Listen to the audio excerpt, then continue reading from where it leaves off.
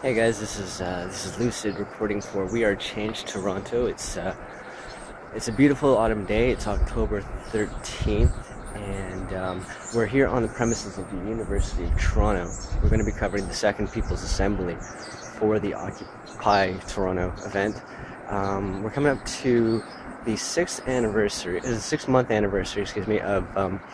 the Spanish M15 indignant occupation movement, which has been credited for starting all of this. So we've got a flurry of activity happening this month, and myself and other We Are Change Toronto reporters will endeavor to cover as much of it as we possibly can. So look forward to that, and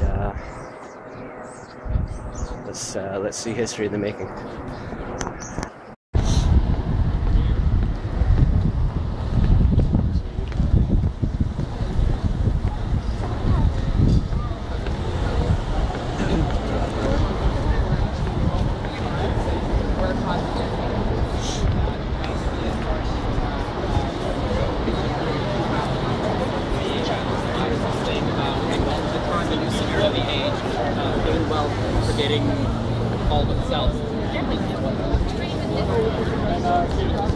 So Stephanie Ross wrote back to me, Red's out.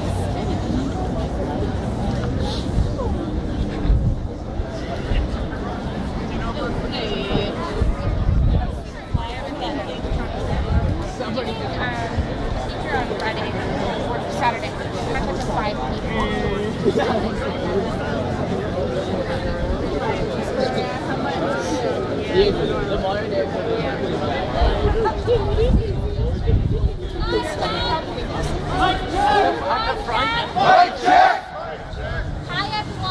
Hi everyone. My name's Nayla. I'm a volunteer facilitator.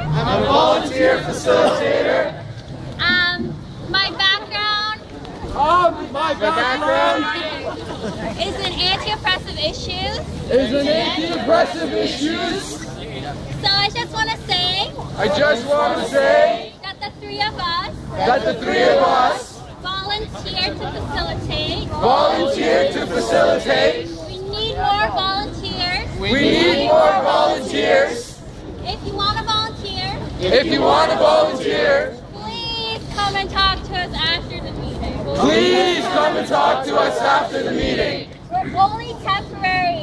We're only temporary. There's gonna be a rotation. And assemblies are gonna happen the whole time. All throughout the occupation. So right now, we need people to take notes. And hopefully, two of you can come up to us after and share the notes so we can share them with everyone. I'll move back a bit. This is a revolution. And you can't have a revolution. Without ruffling some feathers.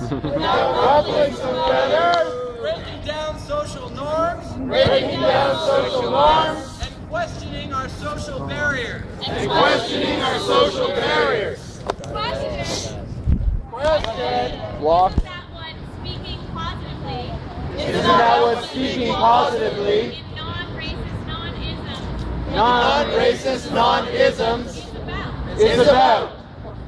Clarification. Block! As I mentioned before, the concern had nothing to do with racism or sexism. Mic check! Consensus? Could I just ask that we get through the introductions, get into the process, and there will be plenty of time for speakers lists and open discussion.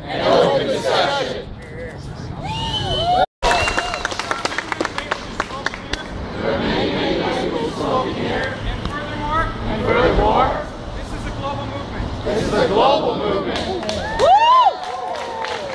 It's clearly multilingual.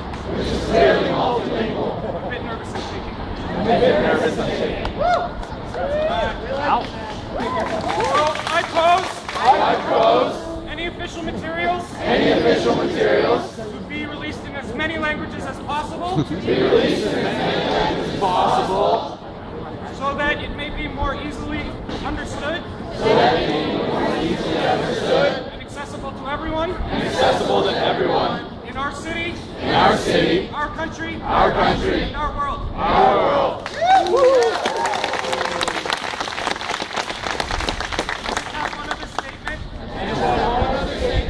And this is important. I encourage you all to recognize and release your fears. Focus and embrace love. And live as one. Don't forget Gandhi's advice. To be the change you want to see in the world. Thank you.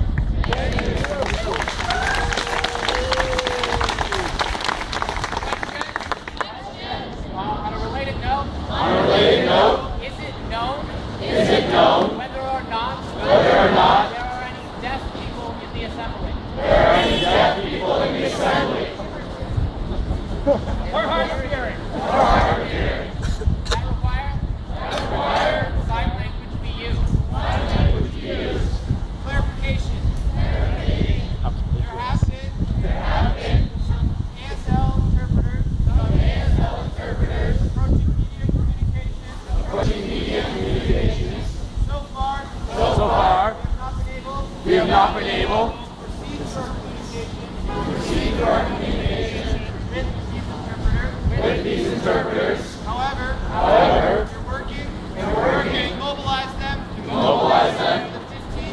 the 15th and on.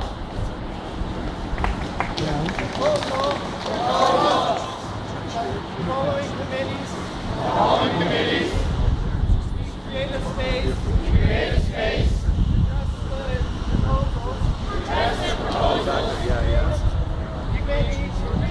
committee to share language in many languages. Carried over from last meeting.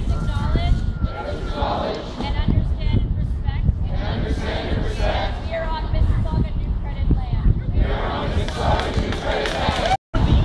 land. Julius, thank you for talking with me. You represent an organization in Toronto called the Socialist Action Group. That's right, yeah. I'm part of a group called Socialist Action. We're a socialist organization in the city, although we're active across North America, around the world really. We're part of the 4th International Unified. And, are you guys connected to the United Anti-War Committee? Yes, we're in the United States. We're involved with UNAC, the United National Anti-War Committee, I think that's what it stands for. Yeah, we're involved with all kinds of things. We're also in the Socialist Caucus here, which is in the NDP, fighting the official party to the left. We're involved with anti-war, pro-environmental movements, pro-labor movements, all that type of thing. I'm actually a reader of your Socialist Action newspaper. Okay. Now, me personally, I don't really subscribe to any type of like one particular ideology. I can see the pragmatism in ideologies from the left, ideologies from the right. But what I particularly enjoy about your publication is that it's very probing into some of the issues concerning people's revolutions and environment and things like that. Yeah. So that's what I really like to, like and expect from your newspaper is unique coverage featuring like original research from countries such as like Libya, Palestine, Egypt, and now in the United States. So can you just talk a little bit about how and why you became involved with the Socialist Action Group and how long this group has been in this struggle? Okay. Well, of course, Socialist Action, I believe, has been in existence in Toronto for, I think, about 20 years. Yeah.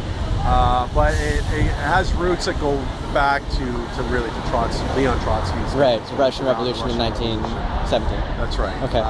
So I got involved, basically, actually, very similar to this. And I'll comment on that. In 2001, the Free Trade Agreement of Americas had a conference in Quebec City, and that was the first mass demonstration that I had ever been to. 2003. Oh, was it 2003? Yeah. Yeah, 2003. Okay. So basically I became radicalized at that point, but I never really committed to any organized group, and over time I learned, you know, what basically I wanted to fight for and what I wanted to fight against. I identified the system as, you know, as being capitalism as being the problem. And just over time I met people and came in contact with some very interesting, great individuals who have a great background and a lot of knowledge, and I became an activist, and I do this all the time now. Now, you guys, we've met at numerous different protests, at least a dozen or more, in the last 5 years, specifically around, you know, civil liberties, civil rights in the city of Toronto, and also, you know, opposing the war. And that's what I would like to see with this Occupy Toronto movement. The Occupy movement down in New York City wants to address, restricting financial contributions from corporations into the political system. And in Canada, we don't necessarily have that problem per se. And, you know, we can have these assemblies to kind of discuss, where we want to direct our own movement. And I think that our greatest, uniting issue would be let's return to becoming a peacekeeping nation. Are there any comments you would like to address? What your demands would be? Well, I mean, speaking as a socialist, you know, I think that the ultimate problem is capitalism, this economic system that we have to replace with a system that's fit for human needs. And I believe that to be socialism. I think that by putting the means of production in the hands of the working class, the 99%, if that's what you want to call it, then that is what will provide an environment of true democracy, when we can actually make decisions for ourselves that will benefit everyone and won't leave anyone behind.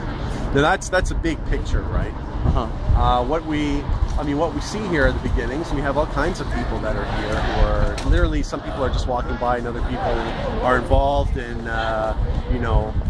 against the system on different levels. All kinds of different levels. But I think it's a positive development to see that this is happening. And like I had said, when I had become involved in Quebec City, I was much like these folks that are here, without a lot of real knowledge. I had my own kind of ideas, and I had a lot of questions. But over time, you know, you get generations who will come up, and hopefully this generation will step up, and we'll get some more people who are involved in the struggle. The last event that I saw with the Socialist Action group, obviously I want to thank you thank you guys for hosting our Toronto G20 Exposed documentary. And a lot of us are sort of coming from that traumatic experience, and that's why people are very, very cautious about how we engage. We need to engage very step by step, whatever, right? The last event I attended, though, was when you guys hosted the film by Maud Barlow, Flow. The story of water. That's right. And the premise of that film was that our natural resources are being expropriated under the North American Free Trade and STP and North American Union deregulation, where private corporations could actually seize our water, seize our lumber, and we wouldn't have any legal restrictions. So that's another type of issue that ought to be addressed. Not that I'm a nationalist, but a loss of any sovereignty, the loss of the working class essentially to make decisions for itself.